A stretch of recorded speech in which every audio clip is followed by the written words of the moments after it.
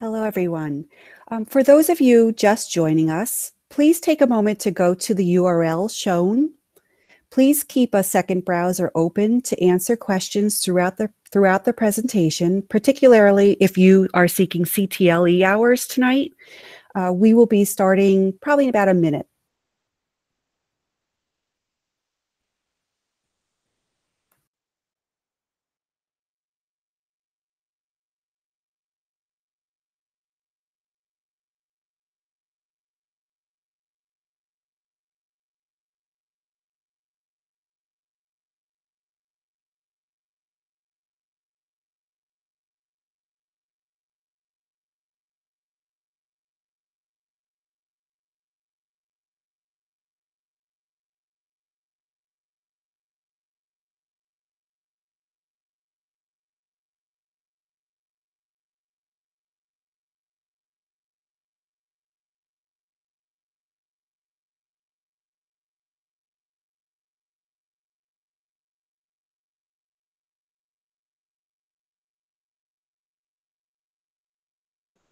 Okay, I guess we will get started.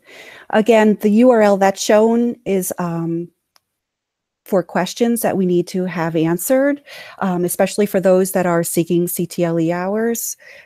So if you could just take a moment to do that. Again, keep a second browser open to answer questions throughout the presentation. All right, so I guess we'll get started. Good evening, and thank you for joining us. SLMSNE would like to welcome you to the School Library Effect in New York State Public Schools Research Update. SLMSNE is a regional affiliate of NYLA CISL, serving school media specialists from Dutchess, Orange, Putnam, Rockland, Sullivan, Ulster, and Westchester counties. Before we get started, I wanted to give you a few tips. There should be a live chat available to the right of your screen. We encourage you to post your questions and thoughts throughout the presentation. For our audience members who are practitioners, teachers, or administrators in New York State, this webinar is approved for CTLE hours by the New York State Department of Education.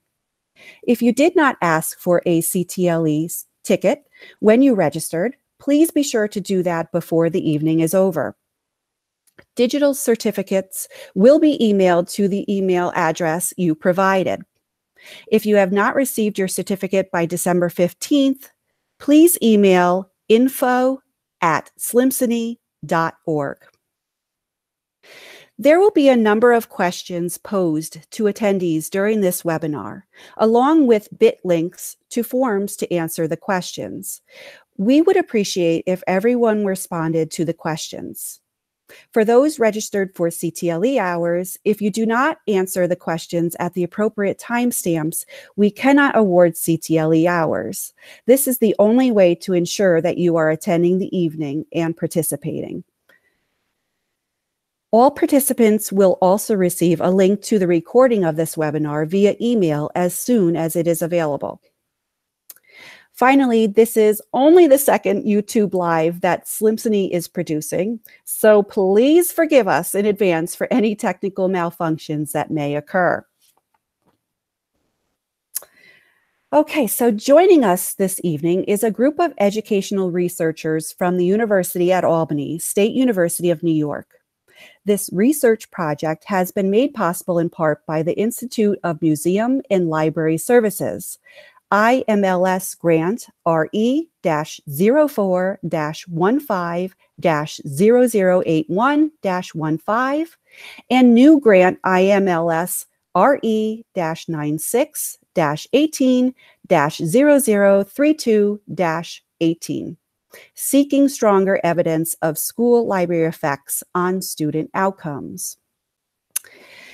So on our panel tonight, we have Dr. Joette Stefl-Mabry, Associate Professor and a tenured faculty member in ICEHC, as well as an Associate Research Professor in the School of Education and the Director of the Information Science School Library Program at the University at Albany. Dr. Stefl-Mabry's area of research is educational assessment and evaluation. She focuses on documenting evidence of practice by understanding the mastery of student learning outcomes at a granular level, the classroom. Dr. Stefl-Mabry is also a program evaluator for K-12 through higher education entities. Dr. Michael Radlick is the president and CEO of Learning Technology Visions, LLC, Albany, New York, providing research and evaluation consulting services under contract to schools and other public sector organizations. He is a seasoned educational consultant and former director of planning, evaluation, and technology for the New York State Education Department. Radlick is an educational researcher and program evaluator with decades of successful state, national, and international level experience working with schools, libraries, universities, public agencies, and other public sector organizations on assessment and the evaluation of teaching and learning programs. Yenisel Rodriguez Gulatee is currently enrolled at the University at Albany, State University of New York in the Information Science PhD program. Prior to joining the research team, she worked as an academic and administrative coordinator for the School of Education, Educational and Counseling Psychology Department's Human Development Program at the University at Albany. Her research interest is in group work and group learning. And lastly, Shannon Mersand is currently enrolled at the University at Albany, State University of New York in the Information Science PhD program, with the intent of studying makerspaces and their perceived effects on users. She is an adjunct instructor in the Department of Information Science at the University at Albany, as well as an associate lecturer at the University of Wisconsin-Stout, in the School of Education, in the College of Education, Hospitality, Health, and Human Sciences. Shannon is currently on sabbatical as a school media specialist at Yorktown High School in Yorktown Heights, New York. And now, without further ado, I will turn the presentation over to them.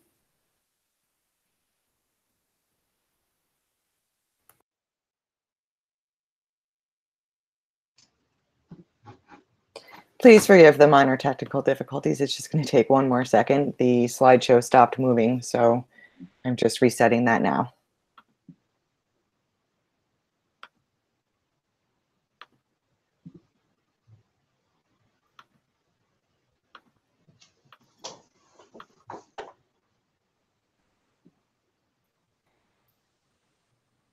Sorry, thank you, Sherry. We will be trying to pack a lot into the hour. We'll first introduce our research project and the purpose of the 2017 web survey. We will then explore all survey responses and take a closer look at top and bottom outliers. Tonight, we will provide highlights of collaboration and assessment results, including a summary of key findings in these areas. If there's time, we will answer questions you have posed in the chat window, and we will also follow up on your questions at our blog, which will be posted later in the webinar. At this time, I'll turn it over to Michael, who will introduce our research. Good evening. Let's start with a quick review of where we started our research, searching for all peer-reviewed studies that examine school librarians and student achievement over the past 2 decades. Based upon our systematic review of the over 300 studies we found, we identified 7 major weaknesses in school library research that we are trying to address in our own research efforts. These weaknesses are, first, lack of underlying theory of school libraries. A theory is a hypothesis or set of ideas about something, a proposed explanation of how some part of the world works, along with a description of the relationship among the parts or variables. For example, when school librarians do this or provide these resources, then this happens to students. Their grades go up, they attend school more frequently, they have less disciplinary reports, etc. Theories help to meet the critical need for causal evidence on how school libraries and librarians do or don't add value to pupils' educational, social, and developmental well-being. Second, reliance on survey data, often narrowly collected and reflecting only perceptions without more observable evidence. Third, confusing correlation with causation. Lots of things can be correlated, but that doesn't mean one causes the other. Fourth, problems in measurement and analysis. Many of the measurement instruments were not rigorous, and the statistical techniques used to analyze the data had serious shortcomings. Fifth, lack of replication studies. In fact, there were almost no replications of research, only one-shot studies. Sixth, weak research designs, very limited or no controlling for other confounding variables that could influence the outcome. For example, prior achievement, which has not been part of any other study. And lastly, evidence of publication bias. Most publications will only focus on positive results that emphasize statistical significance. Negative or non-findings almost never get published. This leaves the sense that the research base is more positive than it actually is. However, to do good science, it is just as critical to know what doesn't work as what does. These weaknesses result in school library research that is not rigorous enough to stand up to critical review or to provide convincing evidence of school library effects on student achievement.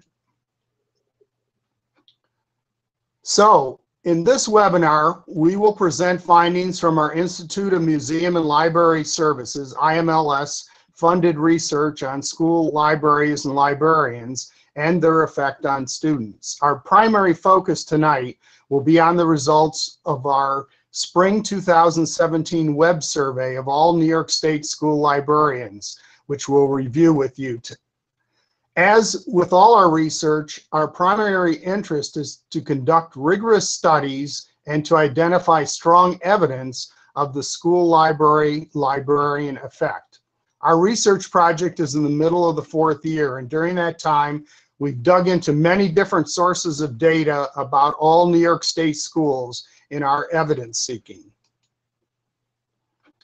As this slide summarizes, in conjunction with our web survey results, our research also includes many other kinds of data that are part of our search for evidence. This data includes 6 years of school demographic, school climate, and academic achievement data, along with school library beds data for those same 6 years from 2011-12 to 2016-17. We are now starting to work with the 2017-18 data set as well. I would note that while it appears we are sharing only descriptive data with you today, survey data, this web survey data is set into a much larger research agenda. We are using all the other types of data.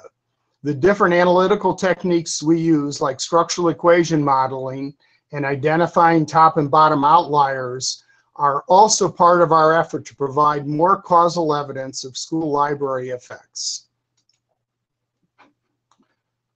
Currently, there's no theory that provides a clear explanation between what a school librarian does or the resources that a school librarian provides, and how such interventions, resources, or activities provided by the librarian actually influence student learning and other outcomes. The multifaceted role of the school librarian and large numbers of interwoven and confounding variables within the learning environment of a school do make it difficult to isolate the influence of the school librarian from other activities and interventions occurring within the school. Complex models examining school, student, and library-related variables need to be investigated in an effort to rule out plausible alternative explanations and establish a credible link between the hypothetical cause, the school librarian, and the effect, student achievement. This presentation highlights just a few of the critical differences we found in the web survey results regarding school librarians, specifically collaboration and the use of assessment. Our analyses and results will have 3 components. First, we examine the overall results across all the 541 respondents Then we look at the results for just the subset of respondents and what we called the top and bottom outlier groups, or the only for the rest of state, that is non-New York City respondents. As a part of our research, we have built complex statistical models, structural equation models, and then use those to compare predicted school level achievement and actual achievement. Those schools that most outperformed their predicted ELA achievement were identified as the top outliers, while those who most underperformed based on the models were the bottom outliers. The predictive models took account of many different factors, including prior achievement, economic disadvantage, student demographics, and school discipline. This process is intended to identify factors that can help shape school library theory. As I noted, we built on prior structural equation models that examine the actual and predicted school level ELA achievement of all state public schools, while statistically controlling for a range of other variables. Then using the outlier, that is also called beating the odds analysis technique, we explore differences in what school librarians are doing and or providing across the web survey responses from librarians who participated in the survey and who were in the top and bottom 10% of all schools based on the model. Out of the 541 total statewide respondents, and specifically 448 that were in the rest of state group, that is not in New York City, there were 31 rest of state librarians in the top outlier group and 27 in the bottom outlier group. Based on our prior analysis and research, we had identified areas that we wanted to explore in greater detail with actual practitioners and school libraries through the survey. The web survey was intended to systematically collect data that would allow us to drill down in areas where we had seen some evidence of effects on student achievement in our earlier research, specifically areas of collaboration and assessment. We'll also be using the web survey in conjunction with all the other data, as I noted earlier. The number of survey respondents, as noted with completed surveys, was 541, which was nearly identical to our 2015 survey rate of 539. This was disappointing since we offered a financial incentive through the grant to the 2017 survey respondents. In fact, 93%, or 504 of the respondents, received a $25 gift card courtesy of IMLS. Remarkably, two largely different groups of school librarians responded to the two web surveys. Only 195 responded to both the 2015 and the 2017 surveys. 441 librarians responded to the first survey in 2015, but not the second. And 343 responded to the second survey, but not the first. For the 2017 survey, the survey response rate for New York City was 5.8%. That is 82 of the 1,400 possible buildings with school librarians. Response rate for the rest of state was 23.24%. That is 448 of the 1,928 schools that had at least a part or full-time librarian. Based on a comparison of respondents with the overall state, we found there was no statistically significant difference in terms of school demographics like need resource classification between the survey respondents and the rest of the state, indicating that the survey respondents are fairly representative of the entire state's school libraries.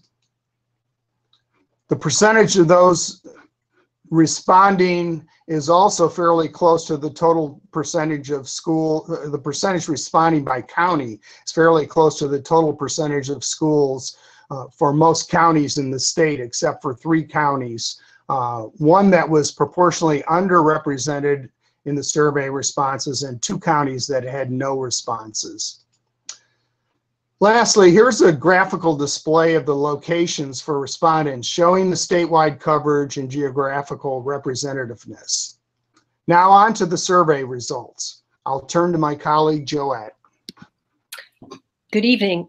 As we do with all of our data, we try to view results from as many different perspectives as possible to see what patterns, themes, trends may emerge. We also regularly share our findings with you as practitioners and researchers to help us see things or consider factors that we may be overlooking.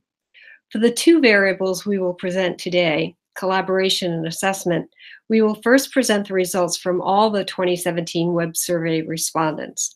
Then we'll examine the results of the top and bottom outliers, schools that are outperforming or underperforming the model. Lastly, we will examine the web survey results by grade levels. Why collaboration and assessment? Well, collaboration and assessment are integral to the role of the school librarian. In some studies, teacher collaboration has been found to have a positive effect on student achievement.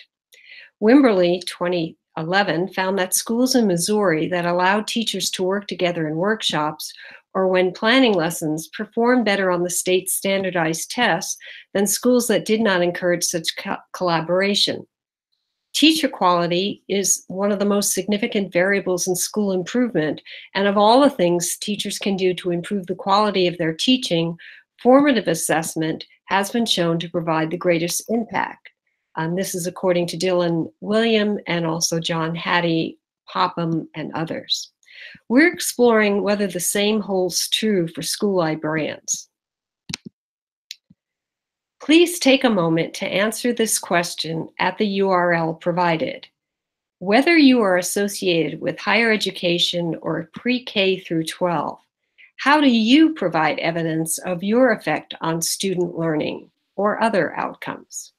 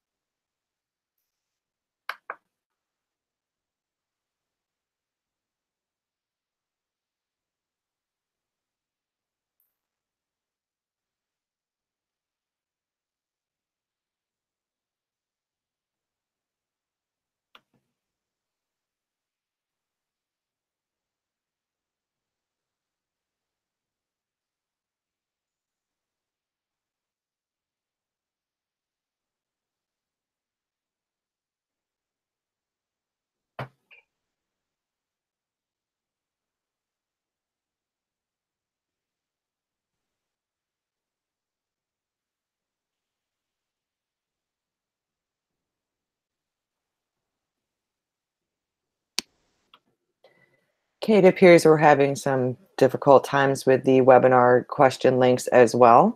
I'm going to turn it over to Yenisel while I try to fix that technical problem. Good evening. In this section, we'll discuss our findings pertaining to the types of collaboration school librarians engage in and the main patterns in their collaborative activities.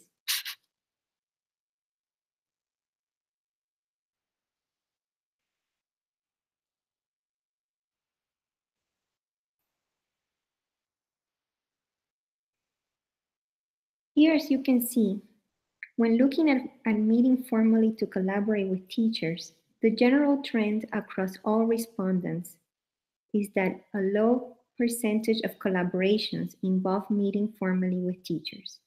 If you look on the left side of the graph that shows the stacked bars results for the 6 response categories from 0 to 50%, you will see that more than half of our respondents, 87%, report that less than half of their collaborations are formal. The 87% is the combination of all the individual values that comprise it. Now, note the right side of the graph showing the values of the 5 response categories from 51 to 100%. As very few respondents, only 14%. When analyzing top and bottom outliers, we find a similar trend. 90% of top outliers and 89% of bottom outliers report that less than half of their collaborations are formal.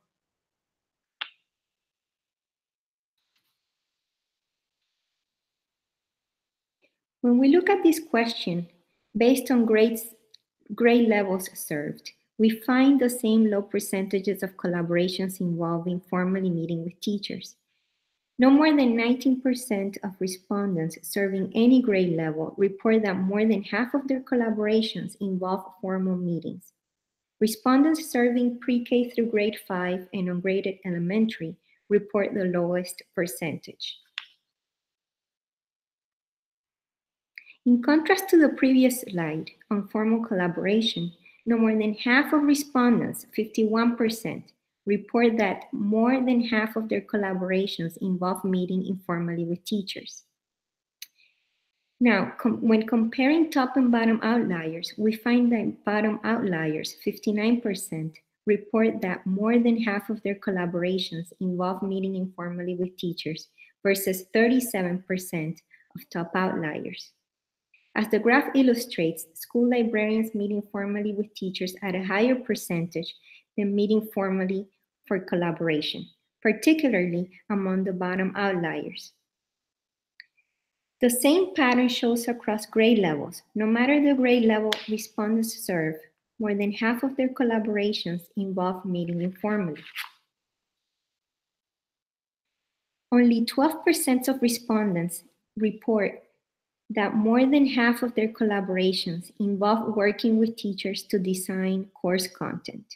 More than half of survey respondents, 53%, report that they design course content with teachers less than 10% of the time.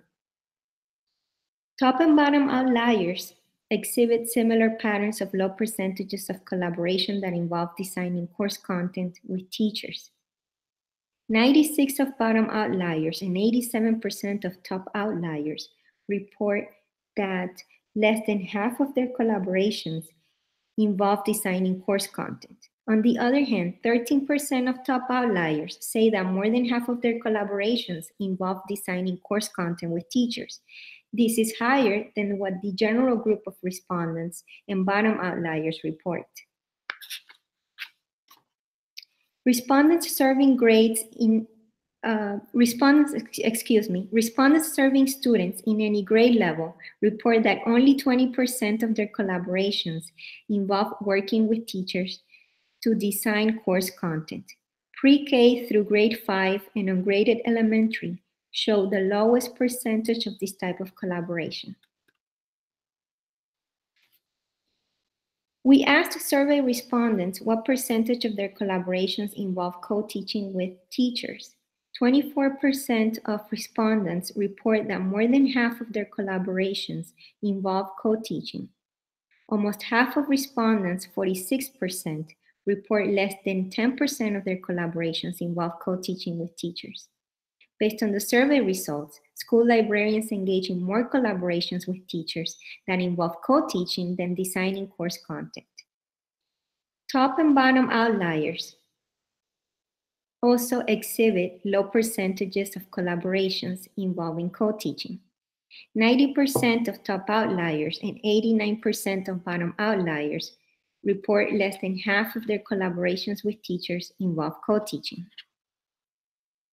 Now, looking at grade levels, respondents serving students in grades 6 through 8 and 9 through 12 and ungraded secondary report the highest percentage of collaborations involving co-teaching. However, only 36% of respondents are reporting that more than half of their collaborations involve co-teaching. Now, looking at collaborations that involve providing books and resources. Survey respondents report a higher percentage of their collaborative activity involves providing books and resources to teachers than designing course content and co-teaching with teachers. 58% of respondents report that more than half of their collaborations involve providing teachers with books and resources. A similar pattern continues for top and bottom outliers. 50% of top outliers report more than half of their collaborations involve providing teachers with books and resources, while 48% of bottom outliers report the same.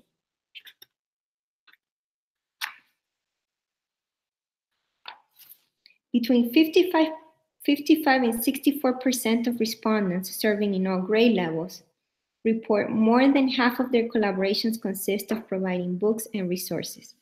Respondents serving grades 9 through 12 and ungraded secondary report the highest percentage. The general trend is that greater numbers of school librarians report collaborating more than 50% of the teachers in their building. Only 30% of respondents report that they have collaborated with less than half of the teachers in their building. Comparing top and bottom outliers appear to be collaborating with more teachers in the building than top outliers. 40% of top outliers report that they have collaborated with less than half of teachers in the building versus 33% of bottom outliers.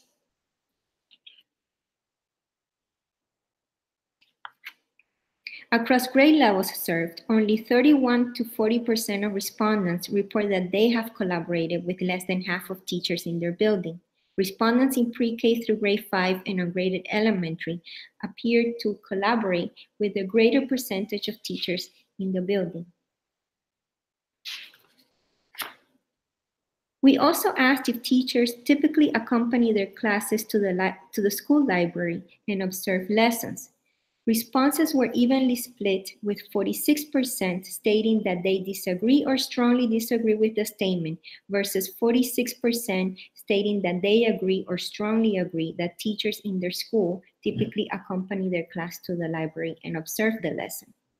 Looking at top and bottom outliers, 60% of top and 73% of bottom outliers report that they disagree or strongly disagree that teachers accompany their class to the library and observe the lesson.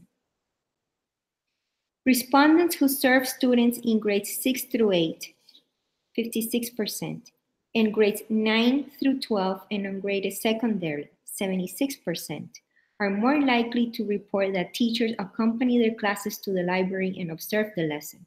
Respondents who serve students in pre-K through grade 5 and ungraded elementary, 68%, are more likely to disagree or strongly disagree with the statement that teachers typically accompany their classes to the school library and observe the lesson. We asked whether teachers typically accompany their class to the library and co-teach with the school librarian. We found that 43% of school librarians respond they disagree or strongly disagree with the statement, and 47% who agree or strongly agree that teachers accompany their classes to the library and co-teach with the school librarian. Now, looking at top and bottom outliers, 57% of top and 69% of bottom outliers report that they disagree or strongly disagree that teachers accompany their classes to the school library and co-teach with the school librarian. Across grade levels, respondents who serve students in grades 9 through 12 and ungraded secondary, 68%, are more likely to report teachers accompany their class to the library and co-teach with the school librarian. On the other hand, respondents serving students in pre-K through grade 5 and ungraded elementary, 68%, are more likely to disagree or strongly disagree that teachers accompany their class to the school library and co-teach with the school librarian. We have some summary findings at this point about the survey results. Respondents report a higher percentage of collaborations that involve meeting informally rather than formally. Only 12% of school librarians meet formally to collaborate more than half the time, versus 51% who meet informally to collaborate. A lower percentage of collaborations with teachers involve co-teaching and designing course content than providing books and resources. Actually, only 12% of respondents report that more than half of their collaborations involve designing course content with teachers. 24% report more than half of their collaborations involve co-teaching, and 58% report that more than half of their collaborations involve providing books and resources. School librarians report higher percentages of collaborations to co-teach than to design course content. Top outlier collaborations involve more designing of course content with teachers than bottom outliers. Respondents in grades 9 through 12 and ungraded secondary report higher percentages of collaborations involving co-teaching and designing course content with teachers. Respondents report they collaborate with more than half of teachers in their building. Bottom outliers appear to collaborate with more teachers in their building than top outliers. Respondents in pre-K through grade 5 and ungraded elementary seem to collaborate with more teachers in their building. Almost half of school librarians agree that teachers accompany their class to the library and observe the lesson, or co-teach with the SL. Bottom outliers are less likely to agree that teachers accompany their class to the library to observe the lesson or to co-teach with the school librarian. Respondents from pre-K through grade 5 and ungraded elementary seem more likely to disagree that teachers accompany their classes to the library and co-teach with the school librarian than grades 9 through 12. Thank you very much. And now we go to the assessment portion of the presentation. Actually, before we move on to that section, please, if you could take a moment to answer this question. How do you know when a collaboration is successful?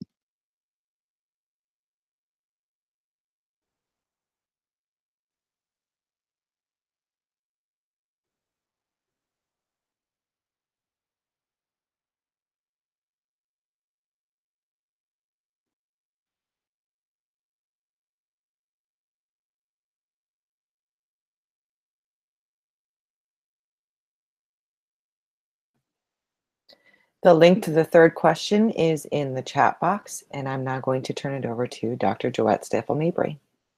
Yes, good evening. The next section will focus on the types of assessment information school librarians use and share.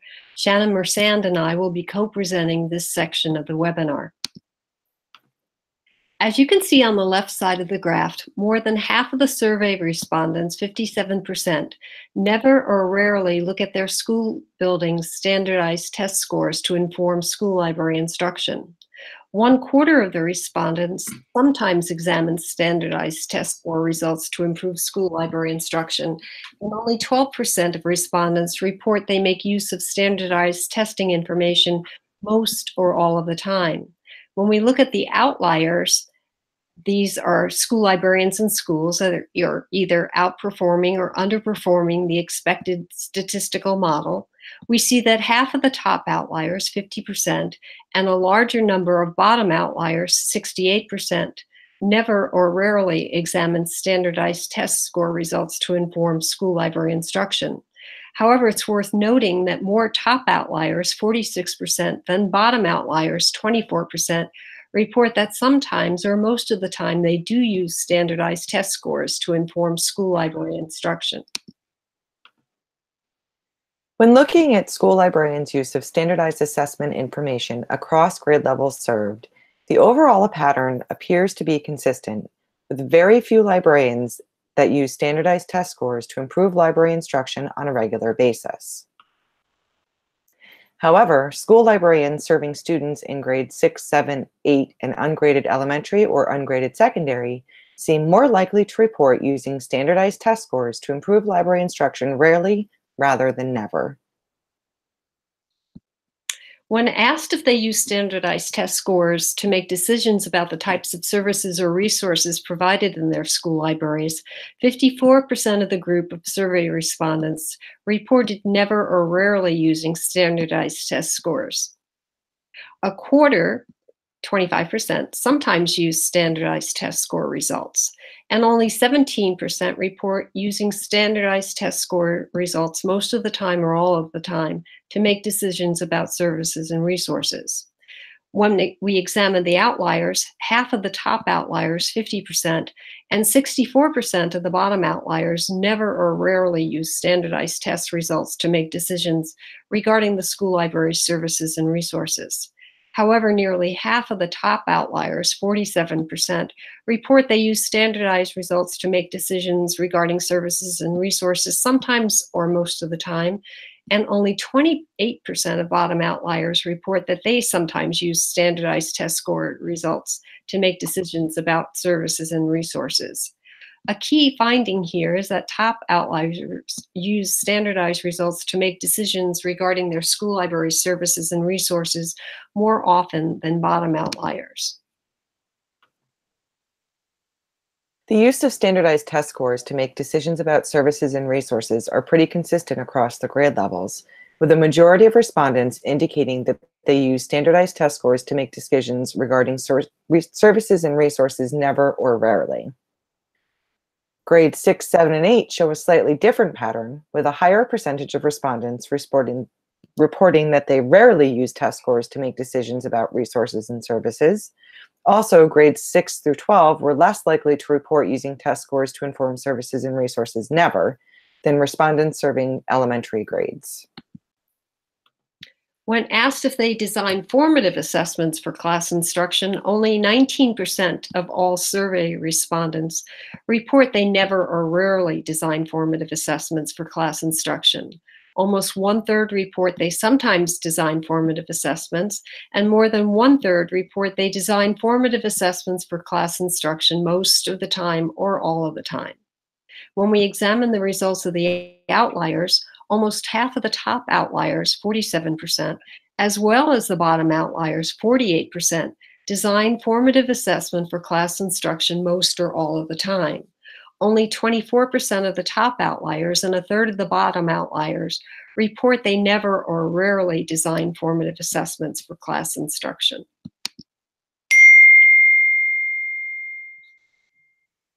When viewed by grade level, respondents serving students in grades 9 through 12 were more likely to report never or rarely designing formative assessment for class instruction. Respondents serving grades 5 through 8 and ungraded elementary are more likely to report that they design formative assessments for class instruction most or all of the time. While respondents serving grades 6 through 8 are more likely to report designing formative assessment most of the time than all other grade levels served.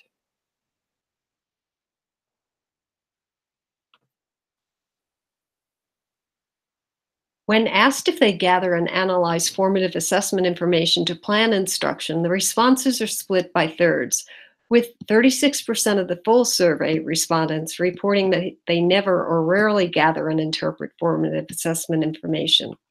30% report they sometimes gather and interpret formative assessment information, and 31% gather and interpret formative assessment information most or all of the time. In looking at the outlier results, slightly more than 1/3 of top outliers, 35%, and bottom outliers, 36%, report never or rarely using formative assessment information to plan instruction. Notably, a similar percentage of top outliers, 45%, and bottom outliers, 44%, report that they gather and interpret formative assessment information to plan instruction most of the time or all of the time. The pattern of responses to the statement, "I gather and interpret formative assessment data to plan instruction," were fairly consistent based on grade levels served, with the majority of respondents indicating that they gather and interpret formative assessment data to plan instruction sometimes. Respondents serving grades 9 through 12 are more likely to report never gathering formative assessment data to plan instruction than all other grade levels served. Respondents serving grades 6, 7, and 8 are more likely to report gathering formative assessment data to plan instruction all of the time than all other grade levels served. When asked if they use formative assessment information to determine the effectiveness of their teaching instruction, nearly 1/4, 24%, report they never or rarely use formative assessment information. 28% report that they sometimes use formative assessment information to determine the effectiveness of their teaching. 44% of all survey respondents use formative assessment information most of the time or all of the time to determine their teaching effectiveness. When we looked at the top outliers, a similar percentage of top outliers, 26%, and bottom outliers, 32%, report they never or rarely use formative assessment information to evaluate teaching effectiveness.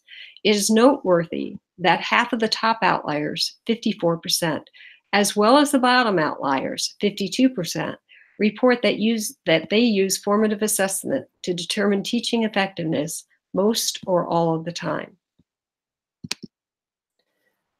Respondents serving grades 9 through 12 are more likely to report never using formative assessment to determine the effectiveness of their teaching than all other grade levels served.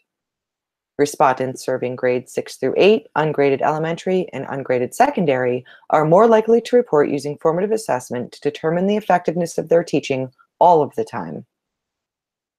More than 38% of respondents serving at any grade level report using formative assessment to determine the effectiveness of their teaching most or all of the time. And more than 44% of respondents serving grades 5 through 12 in ungraded elementary or ungraded secondary report using formative assessment to determine the effectiveness of their teaching most or all of the time. When queried about their use of summative assessments at the end of a unit, the results of the full group of survey respondents were split nearly equally by thirds, with 33% of respondents reporting they never or rarely use summative assessments, 30% reporting they sometimes use summative assessment, and 32% reporting they use summative assessment at the end of the unit most or all of the time. When we examined the outliers, we found that 43% of the top outliers and 32% of the bottom outliers report they never or rarely use summative assessments. A similar percentage of top outliers, 30%, and bottom outliers, 32%, report they sometimes use summative assessments. Only 20% of top outliers and nearly a third of bottom outliers, 32%, report they use summative assessments most of the time or all of the time. 38% of respondents serving students in grades 7 through 12 report never or rarely using summative assessment to determine students' level of mastery, which is higher than respondents serving grades pre-K through 6. 38% of respondents serving students in grades 5 and 6 report using summative assessment most or all of the time, which is higher than all other grade levels served. And respondents serving grades 6, 7, and 8 are more likely to report using summative assessment to determine students' level of mastery all of the time than all other grade levels served. More than half of the full respondents, 56%, report they never or rarely share assessment information with teachers in their building. 20% of respondents report they sometimes share assessment information with teachers, and only 18% report that they share assessment information with teachers most of the time or all of the time. In examining the outlier responses, we see that 60% of the top outliers and 34% of bottom outliers report they never or rarely share assessment information with teachers in their buildings. Only 14% of top outliers report they share assessment information most of the time or all of the time, and 34% of bottom outliers report sharing information most of the time. 27% of top outliers and 4% of bottom outliers report they sometimes share assessment information with teachers. An interesting finding here is that bottom outliers report sharing assessment information with teachers more frequently than top outliers. More than 49% of respondents serving at any grade level reported rarely or never sharing assessment information with teachers in the building, with more than 60% of respondents serving students in grades K through 5 reporting the same. Respondents serving grades 9 through 12, pre-K, ungraded elementary, and ungraded secondary were more likely to report sharing assessment information with teachers in the building most or all of the time than all other grade levels served. When we asked if respondents share assessment information with administrators in their building, we learned that 64% report that they never or rarely share assessment information with their administrators. 18% report they sometimes share assessment information, and only 15% report they share assessment information most or all of the time with the administrators in their buildings. When we look at the outlier results, the vast majority of top outliers, 80%, and bottom outliers, 60%, report they never or rarely share assessment information with their building administrators. Very few top outliers, 10%, and bottom outliers, 12%, report they share assessment information with administrators most or all of the time. More than 55% of respondents serving students in all grade levels report never or rarely sharing assessment information with building administrators, with more than 66% of respondents serving grades pre-K through 8 and ungraded elementary reporting the same. Respondents serving students in grades 9 through 12, ungraded elementary, and ungraded secondary are more likely to report sharing assessment information with building administrators most or all of the time than respondents serving grade levels pre-K through 8. When asked if they report card grades to students, of the survey respondents, 63% report they never or rarely provide report card grades. Only 3% report they sometimes provide report card grades to students. Similarly, only 3% report that they provide report card grades most of the time. 18% of respondents report they provide report card grades all of the time. When we look at the outliers, a vast majority of top outliers, 65%, and slightly more than the half of the bottom outliers, 52%, never or rarely provide report card grades to students. Only 3% of the top outliers and none of the bottom outliers report they sometimes give report card grades. Nearly a quarter of the top outliers and bottom outliers report they give report card grades all of the time. The vast majority of all respondents do not provide report card grades. Only 1/4 provide report card grades all of the time.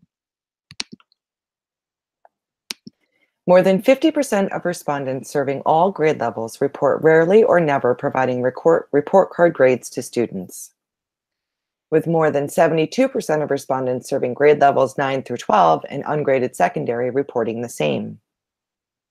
More than 27% of respondents serving students in grades K through 6 and ungraded elementary report providing report card grades to students most or all of the time. The School Library Media Program Evaluation, or as it's called in New York State, the SLIMPY rubric, is an evaluation tool supported by the New York State Department of Education. The New York State Department of Education, in conjunction with school library researchers and practitioners, developed this School Library Program Evaluation rubric.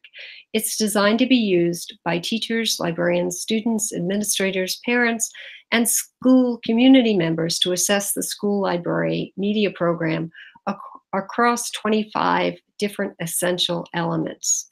When we look at the full group, 38% of respondents never or rarely use the school library media program rubric to determine the effectiveness of their library. 22% of respondents sometimes use the SLIMPY rubric. 31% report that they use the SLIMPY rubric most of the time or all of the time. When we look at the outliers, we found that over 1/3 of the top outliers, 36%, and 44% of the bottom outliers reported they never or rarely used the school library media program evaluation rubric to determine the effectiveness of their libraries. However, it is worth noting that 40% of the top outliers and 16% of the bottom outliers report using the school library media program evaluation or SLMPE rubric most or all of the time. Respondents serving students in pre-K through 5 and ungraded elementary are most likely to report that they never or rarely use the SLMPE rubric to determine effectiveness of their library. Respondents serving students in grades 9 through 12 and ungraded secondary were most likely to report using the SLMPE rubric most or all of the time to determine effectiveness of the school library. And now a summary of the assessment findings.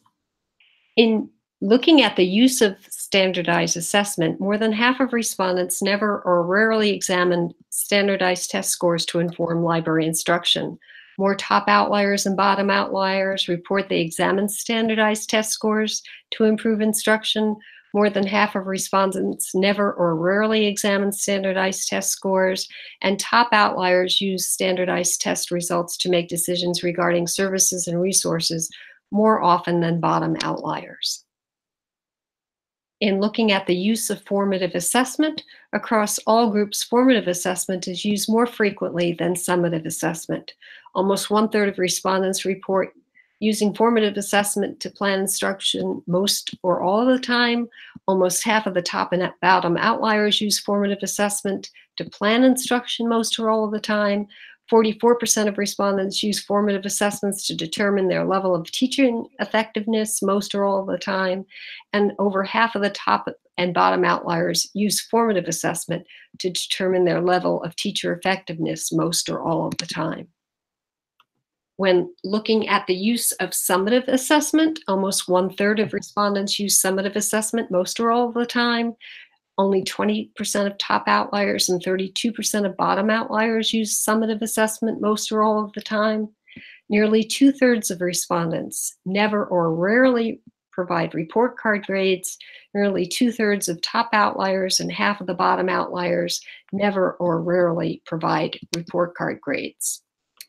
In looking at the use of the SLMPE rubric, 1/3 of the respondents report they never or rarely use the SLMPE rubric most or all of the time, and 40% of the top outliers and only 16% of the bottom outliers report using the SLMPE rubric most or all of the time.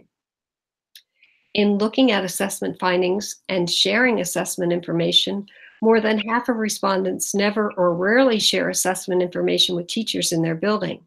More than half the top outliers, 60%, and 1/3 of the bottom outliers report they never or rarely share assessment information with teachers in the building. Nearly 2/3 of respondents never or rarely share assessment information with administrators. The vast majority of top outliers and more than half of the bottom outliers report they never or rarely share assessment information with administrators. Respondents serving grades K through 6 and ungraded elementary are more likely to report providing report card grades to students most or all of the time. Respondents serving grades 6, 7, and 8 are less likely to report using standardized test scores to improve library instruction or to make decisions regarding services and resources, but they're more likely to report designing formative assessments, using formative assessment data to plan instruction, using formative assessment data to determine effectiveness of teaching, and using summative assessment to determine students' level of mastery. Respondents serving students in grades 9 through 12 are more likely to report sharing assessment information with teachers in the building. At this time, we have our fourth and final question for you. Please take a moment to answer, what criteria would you recommend that school librarians, administrators, and/or stakeholders should consider in determining the success of the school library program?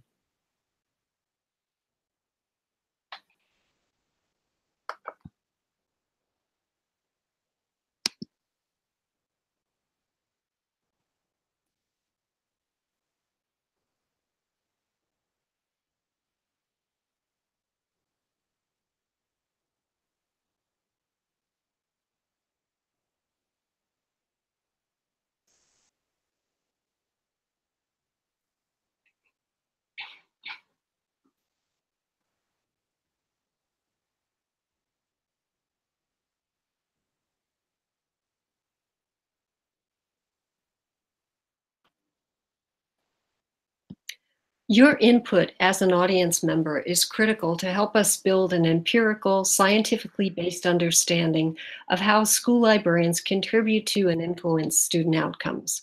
What are your thoughts on the findings we have just shared? For those of you who will be attending the New York Library Association's NYLA conference in Rochester in November, we will be sharing additional findings and results of our project, and we look forward to seeing some of you there. We appreciate the continued support we have received from the Institute of Museum and Library Services, the New York State Department of Education, the New York Library Association, New York State School Library System Directors, New York City School Library Systems Coordinators, School Library Media Specialists of Southeastern New York, and the hundreds of public school librarians who are working with us to provide stronger evidence of the school library effect on student outcomes. We'd like to thank you all for attending this webinar. If you have additional questions, please visit the blog that has been set up to continue the conversation. Once again, if you need a CTLE certificate, please make sure that you ordered a CTLE ticket, and you should receive a certificate by December 15th. Certificates will not be provided to those who watch this webinar as a recording. All of your questions that have been posed in the chat throughout the program will be answered on our blog in the coming weeks. Please have patience with us. At this time, the webinar is now over.